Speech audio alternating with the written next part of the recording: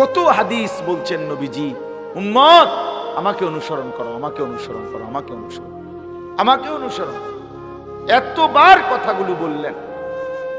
অথচ সেই মানুষগুলো আমরা প্রতিনিয়ত নবীজির সুন্নাতকে প্রত্যাখ্যান করি। এরপরে আমরা কোন লজ্জায় সেই নবীর কাছে সুপারিশের জন্য দাঁড়াবো?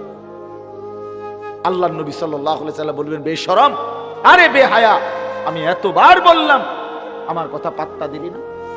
30 বছর ধরে যেই মানুষটার মুখে দাড়ি নাই, এই লোকটা কিভাবে নবীজির সামনে দাঁড়াবে?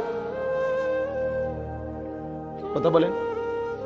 60 বছর বয়সেও যে বুড়া মিয়া বিড়ি খায়, এই দুর্গন্ধওয়ালা বিড়িখোর, সে কিভাবে দাঁড়াবে নবীজির সামনে? কিভাবে দাঁড়াবে? যিনি 1 সেকেন্ডের জন্য দুর্গন্ধ পছন্দ করতেন না, আর আপনি 60 বছরে বিড়ি সিগারেটের এই দুর্গন্ধ ছাড়লেন না। এর চাইতে বেশরম মানুষ আর কি হইতে পারে?